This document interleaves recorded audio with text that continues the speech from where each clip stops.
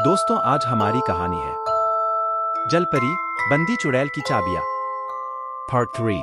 एक काली अंधेरी शाम में पुलिस चौकी की खिड़कियों से रोशनी बाहर की ओर झांक रही थी। चौकी आकार में औसत और शांत थी।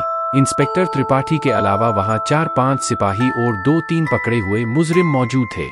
उस चौकी के छोटे से दायरे में शहर का वो हिस्सा भी शामिल था जिसमें बना था उस शहर का सबसे प्रतिष्ठित एवं रहस्यमय विद्यालय दी क्वींस हाउस कॉलेज, और जिसमें फिलहाल सबसे रहस्यमय पहेली दी मिसिंग गर्ल आर्यना के अतिरिक्त एक नई घटना अंजलि केस भी जुड़ गया था। यह बीते 5 महीनों में उससे जुड़ी दूसरी वारदात थी जिसका अभी तक कोई सुराग नहीं मिला था। इंस्पेक्टर राजेश त्रिपाठी अपने ऑफिस में बैठे हमेशा की तरह फाइलों पर झुके हुए थे। वो बीच बीच में कुछ सोचते हुए कुर्सी पर पीछे की ओर टिकते और फिर नाक पर चश्मा रखते हुए फाइल्स को देखने लगते, जैसे कि कई बार उन्हें घूरने से उसमें से कुछ नया बाहर निकल आएगा। तभी दरवाजे की चरमराहट के साथ गुब्बारे की तरह गोल मटोल कांस्टेबल धीरेंद्र अंदर आया। उसके हाव भाव चापलूसी वाले थे और होंठों पर नकली मुस्कान थी। सर, चाय लेंगे? उसने फाइल्स में उलझे दरोगा जी से धीरे से कहा तो त्रिपाठी जी ने नजरें उठाते हुए हम में सर हिला दिया। हालांकि हामी भरते हुए भी उनका दिमाग वहीं कहीं अटका हुआ ही था। वो अजीब तरह से उसके चेहरे को देखने लगे, जैसे कि उस पर लिखे कुछ शब्दों को पढ़ रहे हों।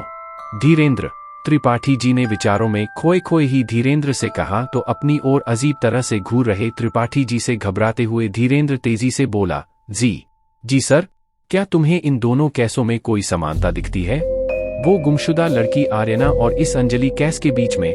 त्रिपाठी जी ने वर्तमान में आते कहा और गौर से धीरेंद्र के जवाब का इंतजार करने लगे। एक पल के लिए तो धीरेंद्र अजीब सी उलझन में दिखा, जैसे कोई मुश्किल सवाल उसके सिलेबस के बाहर से आ गया हो। फिर खुद को थोड़ा संभालता हुआ बोला, जी सर, समानताएं तो दिखाती हैं। वो दोनों एक ही कॉलेज से थीं, धीरेंद्र ने लड़खड़ाते हुए कहा। और त्रिपाठी जी ने धीरेंद्र की नाक को घूरते हुए कहा, और सर, वो दोनों लड़कियां थीं, धीरेंद्र ने माथे पर बल लाते हुए कहा। त्रिपाठी जी ने उसके जवाब पर ऐसे देखा जैसे कि कोई गुस्से के गुबार को खुद के भीतर दबाए हो। कुछ और धीरेंद्र, इस बार उन्होंने थोड़ा सख्ती से बल दिया और दोनों हाथ बांधकर उसको देखने लगे। और सर, और धीरेंद्र ने अपने दिमाग पर जोर डालने की नाजुक कोशिश करते हुए कहा, और मैं सोच रहा था कि चाय साथ में समोसे भी मंगवा लेता हूँ। वो मिमियाते हुए जबरन मुस्कुराया।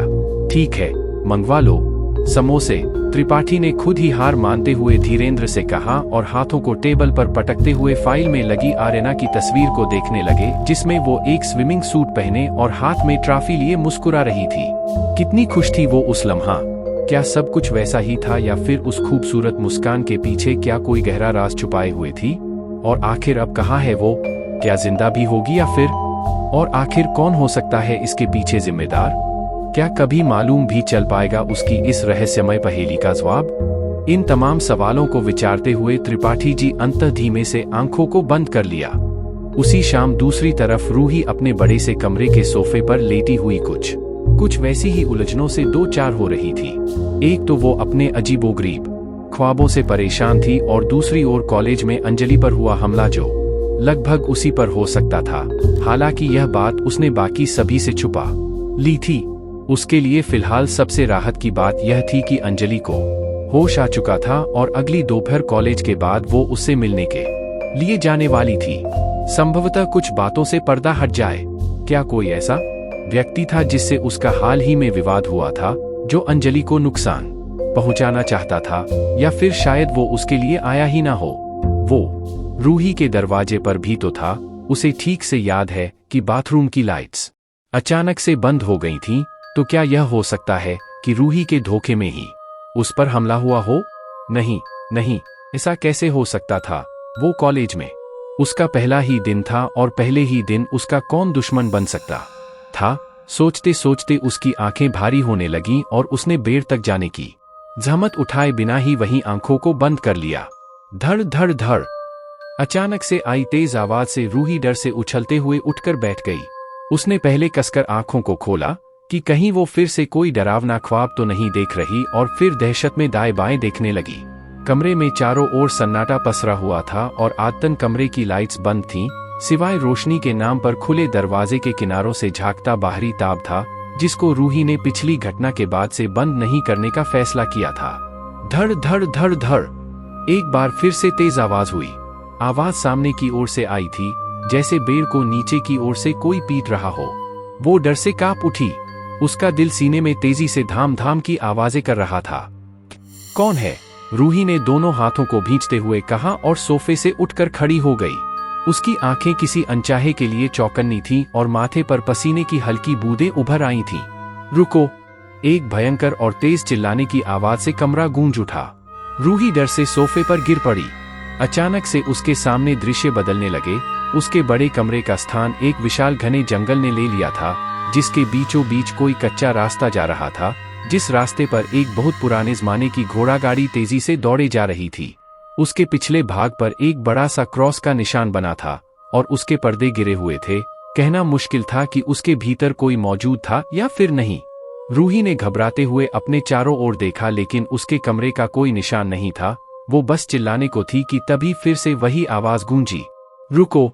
आवाज रूही के ठीक बीच में से आती सुनाई दी थी।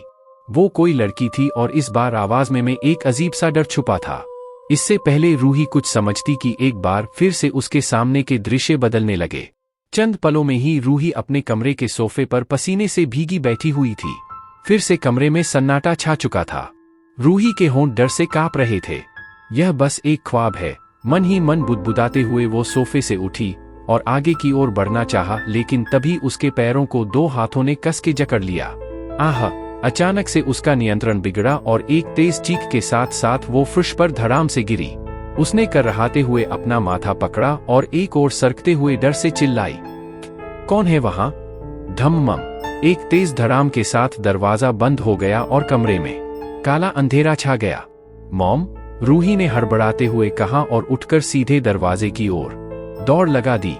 मॉम, प्लीज कोई दरवाजा खोलो! रूही ने चीखते हुए दरवाजे पर जोर जोर से घूंसे बरसाने शुरू कर दिए। दरवाजा पूरी तरह से लॉक हो चुका था। उसके भीतर इतनी हिम्मत बाकी नहीं थी कि पीछे मुड़कर देख सके।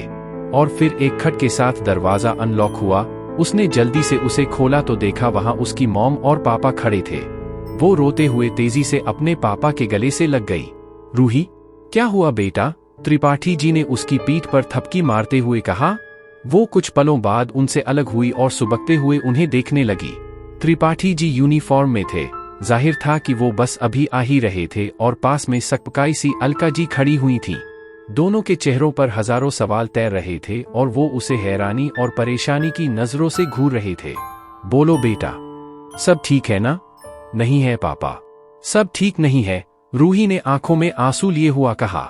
मैं पागल हो रही हूं, कहते हुए उसकी आवाज रुंध गई। क्या बोले जा रही हो? कुछ समझाओगी भी? अलका जी ने बीच में बोलते हुए कहा। नहीं जानती मैं खुद भी, रूही ने बेबसी में चिल्लाते हुए कहा। पहले सोते हुए ख्वाब देखती थी और अब जागते हुए देखने लगी हूं। पर आपको क्या फर्क पड़ता है? आप लोगों के पास मुझे सुनने के लिए समय ही कहा है। रूही की आवाज में रोष था। रूही, ठीक है बेटा, ठीक है, हम आराम से बात करेंगे, पहले आप शांत हो जाओ, त्रिपाठी जी ने प्यार से कहा तो रूही ने कमजोरी से उनके कंधे पर सर रख दिया। ना जाने कितने ही सवाल उसके दिमाग में उस समय चल रहे थे, जिनका फिलहाल उसके पास कोई जवाब नहीं था। उसने धीरे से आंखें खोली तो जैसे शक भरी नजरों से अलका जी उसे घूर रही थी। कहानी जारी रहेगी।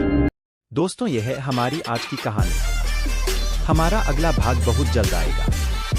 इसके लिए हमारे YouTube चैनल को सब्सक्राइब करें।